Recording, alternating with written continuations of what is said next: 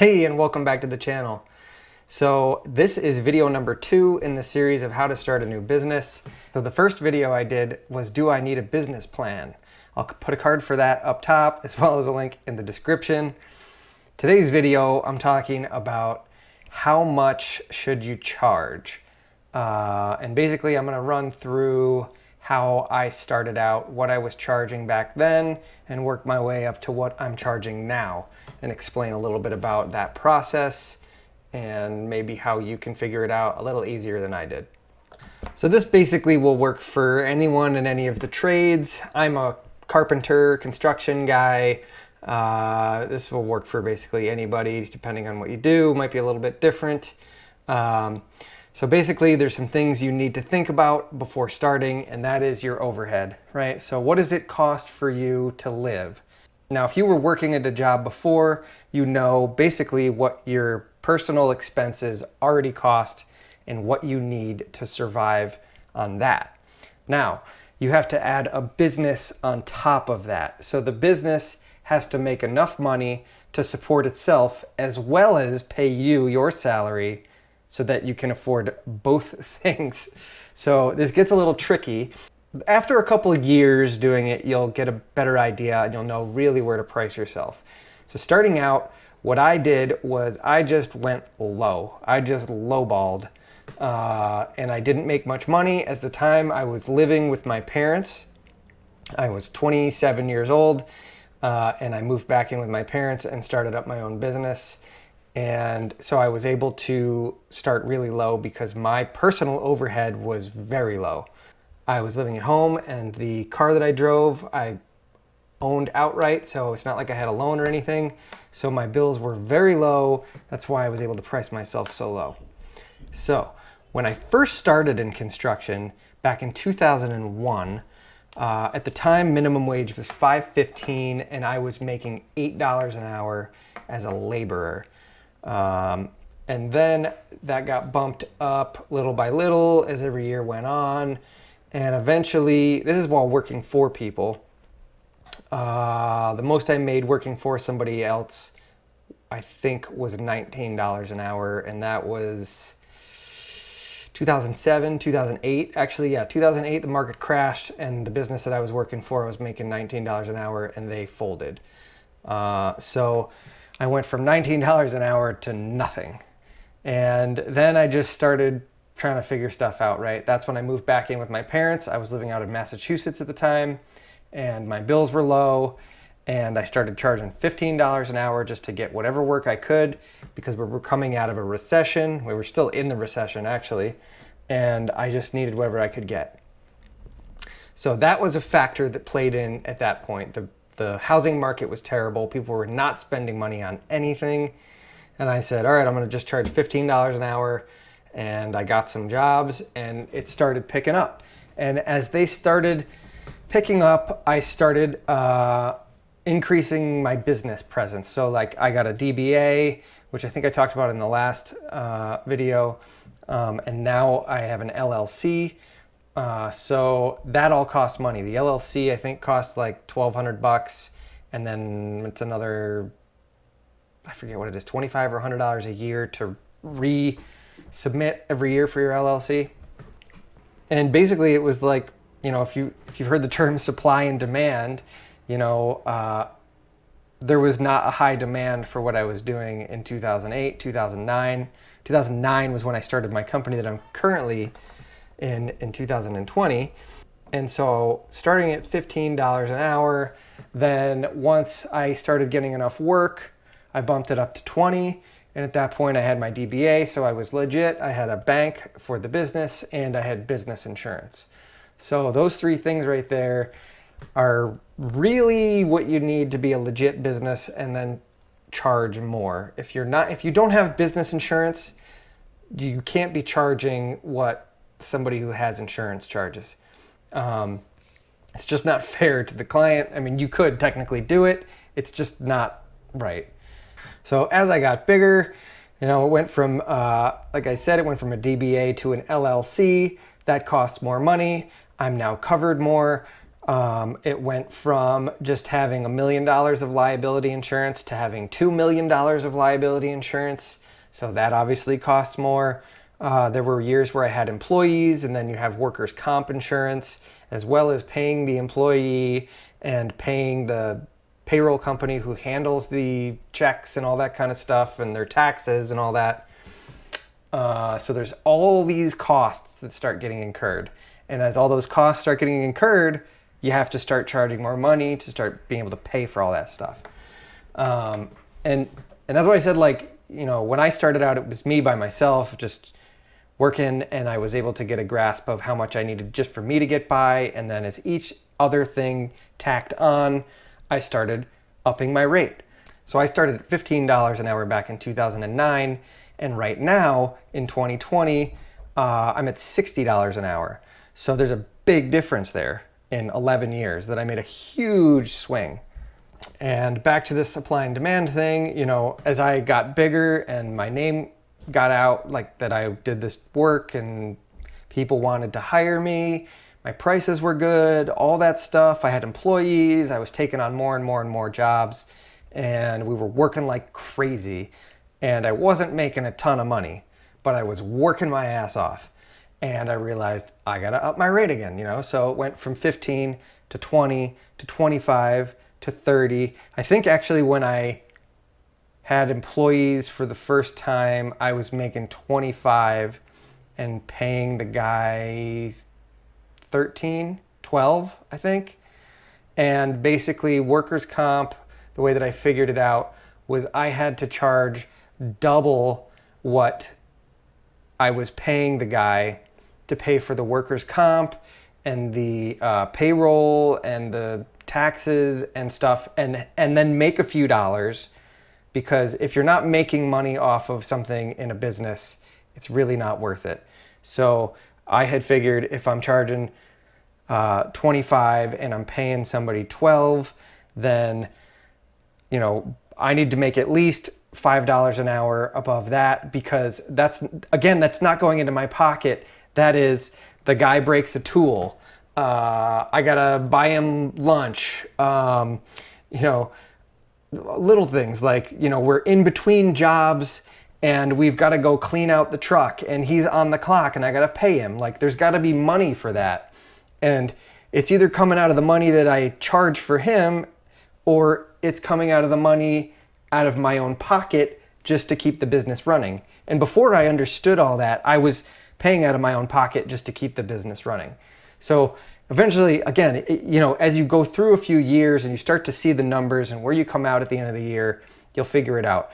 And if you're not charging enough, you'll know, because at the end of the year, you'll owe taxes and you won't have the money to pay it, and it'll be hard to run your business. Hey, if you're getting anything of value out of this right now, go down below and hit that little thumbs up button for me.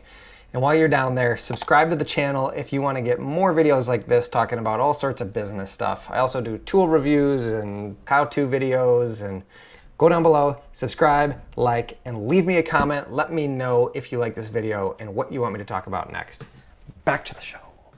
And again, back to this supply and demand thing. As the business got bigger and we got more and more in demand, the rate kept going up. And I forget where I was at when I stopped having employees. Probably, I think I was at $35 or $40 an hour. And that was 6 years ago.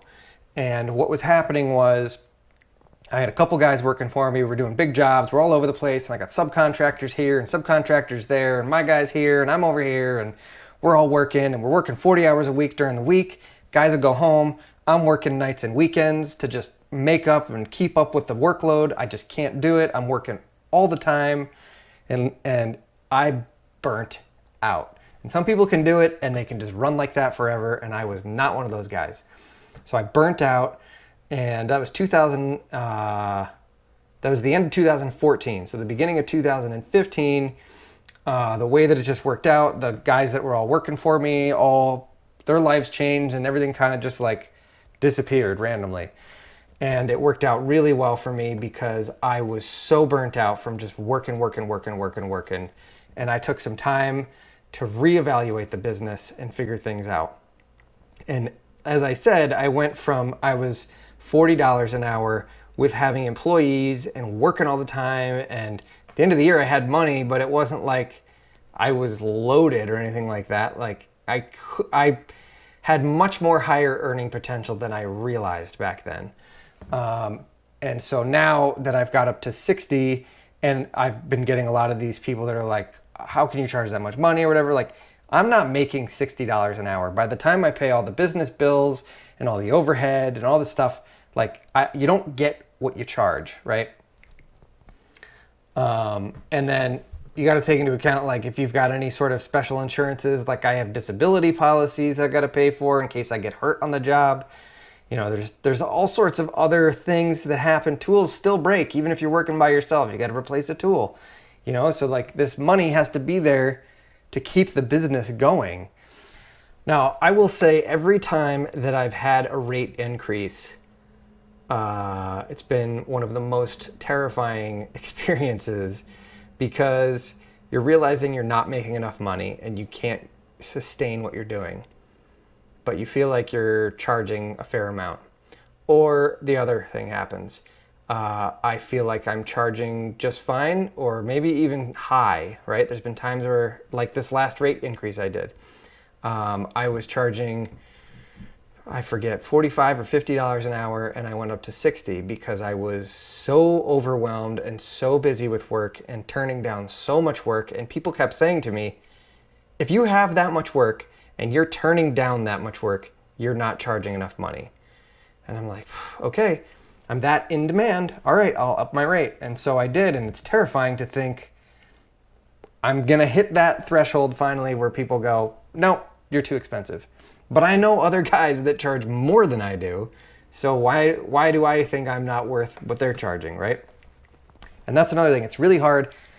Maybe you could just go up and ask somebody what they charge, but it's not that easy to do that. You know, I remember the first guy that I ever worked for in construction, at some point I don't know how it came up, he asked me what I charged, like pretty bluntly, and I told him I was charging, I think at that time it was $35 an hour, and he was shocked, like, I don't even charge $35 an hour. And this guy's been doing it like 30 years at this point, right? So he was shocked that I was charging more than him, and I was an apprentice that worked for him 15 years prior. And I was like, I don't know, I just tell people what the price is and they hire me. I don't, you know, whatever. So you'll know pretty quickly if you're not getting jobs that you're charging too much money. If you have a good reputation, and this is where I'm lucky, I have a really good reputation. I work in a small town that I grew up in, people know me, and that would be different if I was just to plant myself in a city, like a big city where there's tons of competition and I'm unknown. Like, I can't do that. I can't just jump in there and charge what I'm really worth because there's so much competition there. Again, supply and demand. This makes it very tricky to figure out everything. And again, it depends on which state you're in, like the taxes, you know, some states don't charge income tax and all this kind of stuff. So it's so complicated and it's so hard to figure out, but basically you just kind of start as low as you can and bump it up and just keep bumping it up. And if you start not getting jobs, start bumping it back down, you know, and you'll find that sweet spot. You want to be comfortable. You don't want to rip people off. And everybody's got to come out in the end and be happy, you know. If you're charging a ton of money and you're doing a crappy job, nobody's going to hire you again. Nobody's going to recommend you again.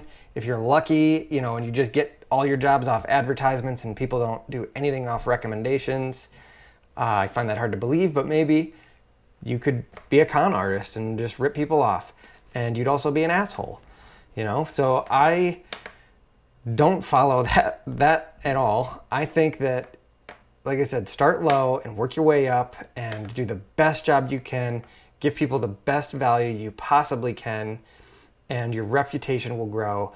And just like it did with me. And I turned down so much work that it forced me to up my rate to try to help alleviate the amount of work that I was getting. And sometimes it works, sometimes it doesn't, you know. Sometimes I tell people my rate and they're like, okay, great, that happened to me last year. I told the guy my rate, and he goes, well, that's very reasonable. And I was like, what? And it was right after I had another rate increase, thinking I'm charging way too much money. Oh my God, you know, I'm gonna not have any work. And he was like, that's very reasonable. And I was like, okay, I have no idea what the rest of the world thinks, apparently. So I don't know. Hopefully this was helpful. It was probably kind of a ramble, but hopefully it helped somebody. You know, this is stuff that nobody taught me.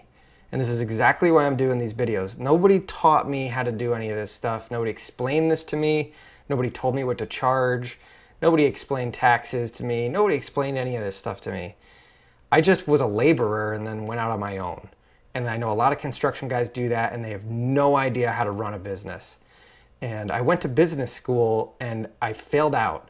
Yet somehow I've managed to run a successful business. I've been able to pay all my bills on time for the last 11 years since I've been in business. So I'm doing something right. So if you got anything out of this video, make sure to go down below and hit that thumbs up button. It helps it get into the YouTube algorithm so other people can see this. And feel free to share it with someone if you think they might get something out of this. And don't forget to subscribe if you haven't already. And of course, leave me a comment. I read all the comments. I try to respond to as many as I can. So just leave me a comment and I'll get back to you, and let me know if there's any other business tip videos you want me to talk about. There'll be plenty more to come. So I'll see you then. Thanks for watching.